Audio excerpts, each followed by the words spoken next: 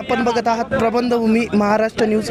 मित्रांनो, मी आलेलो शिरोडा फाटा ते वडनेर ह्या रोडवरती आणि येथील स्थानिक शेतकरी बेमुदत साखळी उपोषणाला बसले आहे. ते उपोषणासाठी का बसले आणि कशासाठी ते आपले शिवसेनेचे सचिव व संपर्क प्रमुख भाऊ चौधरी आपल्यासोबत आहे. आपण जाणून घेऊ त्यांच्याकडून.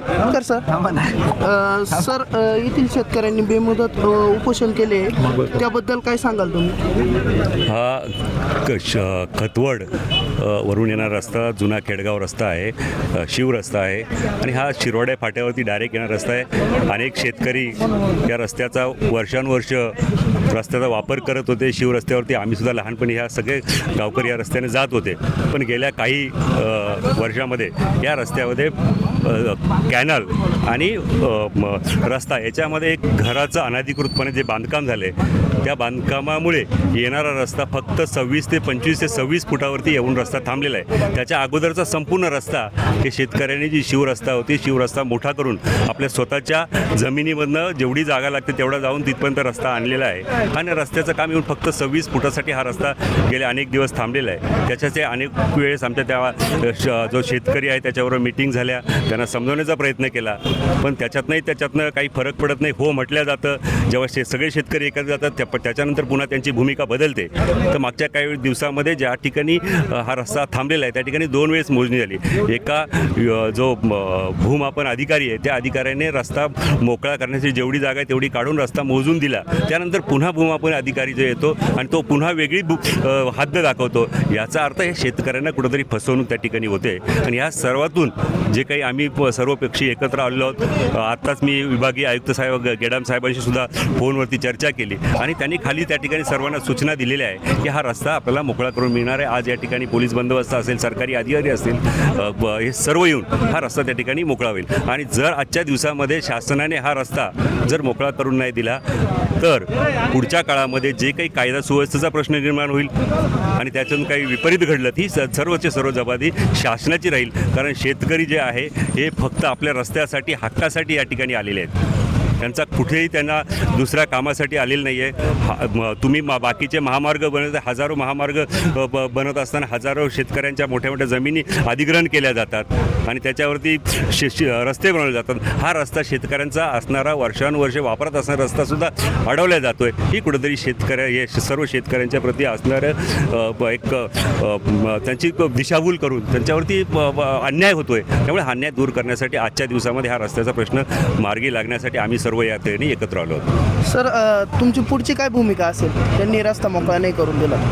आजच्या दिवसामध्ये त्यांनी ज्या प्रकारे सांगितलेलं आहे, आजच्या दिवसामध्ये रस्ता मोकळा करू. आजच्या दिवसामध्ये त्यांनी जर रस्ता मोकळा नाही केला तर मी आता सर्वांच्या समोर मगाशी मी सांगितलं, कायदा सुव्यवस्था ही जबाबदारी आहे जी शासनाची राहील, पोलीस कर्मचारी सर्वांची राहील.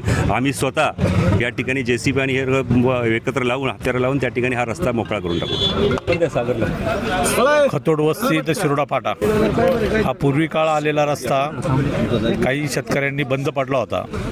तर सर्व शेतकरी एकत्र येऊन मोजणी करून प्रत्येक शेतकऱ्यांनी आपली जमीन जे अतिक्रमण असेल ते काढून 25 फुटाचा रस्ता हा डायरेक्ट खतोड वस्ती तर शिरोडा फाटा इथपर्यंत आपण केला आहे. मग एका शेतकऱ्यांनी फक्त थोडासा अंतर राहिलेला आहे. ते शासकीय कर्मचारी होते. शेजारी फॉरेस्ट आहे, शेजारी वजरखेड कॅनल गेलेला आहे. कॅनलपासून 35 मीटरवरच्या अंतरापर्यंत ही इरिगेशनची जमीन आहे. तिथं निपाड तालुक्यातल्या मोजण्या येऊन त्यांनी हद्दीगुन्हा दाखवलेला आहे आणि त्यावर चांदवड तालुक्यातल्या मोजणी अधिकाऱ्यांनी पण हद्दीगुन्हा दाखवले आहे. तर निफाड तालुक्याची जी हद्द आहे तिथं पुढं 25 फूट रस्ता हा डायरेक्ट खतोड वस्तीपर्यंत झाला आहे. एका शेतकऱ्यांनी फक्त अडवलेलं आहे. आम्ही वारंवार येऊन त्यांना काल परवा त्यांच्याशी सरपंच या नात्याने त्यांच्याशी बोलून मिटिंगा घेतल्या आणि आम्ही काल चांदवडला पण जाऊन तहसीलदार साहेबांना भेटलो, प्रांत साहेबांना भेटलो. त्यांनी आम्हाला 24 तारखेचा निरोप दिला होता का 24 तारखेला आम्ही तुम्हाला पोलीस बंदोबस्तामध्ये रस्ता काढून देऊ. त्याच्यामुळं आम्ही सर्व शेतकरी, कुठल्याही राजकीय पक्षाचा याच्यामध्ये संबंध नाही, सर्व शेतकरी म्हणून आम्ही इथं आज सगळे अमर उपोषण करायला बसलेलो आहे. 5 वाजेपर्यंत त्यांची वाट बघणार. त्यांनी जर आम्हाला शासनाने हा रस्ता काढून दिला, नाही शासनाने काढून दिला तर स्वतः आम्ही पुढं होऊन 5 वाजेनंतर हा रस्ता काढणार आहे. मग ते काढीत असताना निश्चित शेतकऱ्यावरतीच नाही, आमच्या सर्वांवरती केसेस झाल्या. आम्ही सगळेच पुढं राहू आणि हा रस्ता मोकळा करू. 5 नंतर 5 पर्यंत त्यांची शासकीय वाट बघणार आहे. त्यांना टाईम दिलेला आहे. शासनाचा बी आपण थोडाफार टाईम त्यांना देऊन त्यांचं म्हणणं ऐकलं पाहिजे. नाहीच ऐकलं तर 5 नंतर इथं JCB लागून हा रस्ता खुला केला जाईल. तिथं वडनेर रोडचे बरेचसे शेतकरी बेमुदत साखळी उपोषणासाठी बसलेले आणि जो इथून खेडगाव म्हणजे शिरवाडा ते खेडगाव मधून जो शिवरस्ता आहे, तर हा शिवरस्ता शेतकऱ्यांनी स्वतःच्या पैशांना खर्च करून बराचसा रस्ता केलेला आहे, 1-2 किलोमीटर, परंतु एक शेतकऱ्यांनी रस्ता अडवलेला आहे. तर त्याच्यासाठी खऱ्या अर्थानं हे साखळी उपोषण करण्याची वेळ आली. तर माझं म्हणणं एवढंच आहे का बरेचसे आता इथं जे आहेत सर्व पक्षाचे आहे, सभासद आपले शेतकरी आहे, सगळेच लोक आहे. तर सगळ्यांची इच्छा एवढीच आहे का आपल्याला रस्ता झाला पाहिजे. एका माणसाने साधारण 1000 लोकांचं रस्ता अडवलेला आहे. मग याच्यामधून शेतकऱ्यांना जाण्या येण्याच्या दृष्टीने मग त्यांचा माल नेणं आणणं, स्वतःला जाणं येणं, ह्या सगळ्या गोष्टीला आडपाठी ज्या व्यक्तीनं घातली तर तो आडसर खऱ्या अर्थानं मग ते तहसीलदार असतील, प्रांत असतील, सर्कल असतील, तलाठी असतील, यांच्या माध्यमातून तो दूर झाला पाहिजे आणि त्वरित रस्ता काढून दिला पाहिजे. आता इथं आपल्या महाराष्ट्राचे शिवसेनेचे सचिव माननीय भाऊ चौधरी इथं आलेले, त्यांनी समक्ष पाहिलेली ही गोष्ट. तर त्यांच्या माध्यमातून माझं म्हणणं असायचं का आजची आज खऱ्या अर्थानं हा रस्ता झाला पाहिजे. भाऊ ह्या इथं म्हणजे इथून मागं जर पाहिलं तर थोडंसं का तुम्ही मला राजकीय बोलवतो, परंतु लोकांमध्ये एक विश्वास आला पाहिजे की शासनाने, मग ते तहसीलदार असेल का कोणी असेल, तर त्यांनी शब्द दिला पाहिजे किंवा शेतकऱ्यांसाठी शासन काय म्हणतं, आम्ही शेतकऱ्याच्या पाठीशी उभे, आम्ही शेतकऱ्याबरोबर आहे. परंतु शेतकरी पार मरणावर आला, आज त्याच्या जीवन मरणाचा प्रश्न आहे. अशा टायमाला सुद्धा जर दुर्लक्ष होत असेल तर येणारा काळ किंवा आज उद्या आपण पाहून, मी मागा म्हणलो की आपण रस्ता रोको करू, पण रस्ता रोको तर करू, परंतु आता हे बेमुदत साखळी उपोषण आहे. तर जर 2 दिवसात नाही झालं तर आपण आमरण उपोषणासाठी बसण्याची वेळ आली तरी वेळ नाही पण बसूच, असं मी शेतकऱ्यांच्या वतीने एक शासनाला निवेदन करतो. त्वरित 1-2 दिवसात म्हणण्यापेक्षा आजची आज हा रस्ता खुला करावा, अन्यथा बेमुदत उपोषण आम्ही करू. मग त्याच्यामध्ये असं बी समजा मरण आहे जे शेतकऱ्यांचं, तर मग असं बी उद्याकडे शासनाने आमचं काय लाठ्या मारा, काठ्या मारा, गोळ्या मारा, काही केलं तरी असं मरण काय आणि असं मरण काय, यालासुद्धा आम्ही सामोरे जाण्यास तयार आहे. तरी शासनानं त्वरित याची दखल घेऊन आणि रस्ता काढून द्यावा एवढीच मी आग्रहाची विनंती करतो. नमस्कार दादा, काय नाव तुझं? शरद बारकुवक्ते. काय तुम्हाला काय उपोषणाला बसले तुम्हाला काय अपेक्षा आहे सरकारकडून? सरकारकडून आम्हाला अशी अपेक्षा आहे का हा रस्ता आम्हाला खुला करण्यात यावा. आत्ता सध्या आम्ही साखळी उपोषणासाठी बसलेलो आहे. कालांतरानं 2 दिवसात नाही झालं तर आम्हाला उपोषणासाठी बसण्याची तयारी पण आहे. तुम्हाला काय अपेक्षा आहे सरकारने काय करावं यासाठी, रस्ता मोकळा करण्यासाठी? रस्ता तयार करण्यासाठी जितकं सहकार्य करता येईल तितकं सहकार्य केलं पाहिजे. सहकार्य म्हणजे काय? म्हणजे रस्ता पूर्ण खुला करून देण्यात यावा बा असं. तात्याने पाणी नाही केली का रस्त्यात? तात्यांनी, सर्कल मॅडमनी 2-3 वेळेस पाहणी पण केली. आम्ही सेटलमेंट करण्याचा पण त्यांच्याशी विचार केला होता, पण ती त्याला पण तयार नाही. 2 पिढ्या संपून गेल्या तसा रस्ता होता. हो, आणि आम्ही पाहत होतो रस्ता होता, रस्ता नव्हता असं काही नाही. विहिरीपासून म्हणजे विहीर डोकत होतं, खेटून रस्ता होता. आता माझं वय आहे 60-65 वर्षाचं वय. सांगा म्हणजे रस्ता असूनही जर चुत्यात तेवढे 200 पोराला चुत्यात काढल्या माणसाना, घर पूर्ण रस्त्यामध्ये येते. 200 पोरं हा 2 महिने पण दर पडून राहिले तरी लागू देत नाही माणूस. म्हणजे काय सरकारला खोटं समजायचं का? तहसीलला खोटं, सर्कल बाईला खोटं समजायला खोटंच का?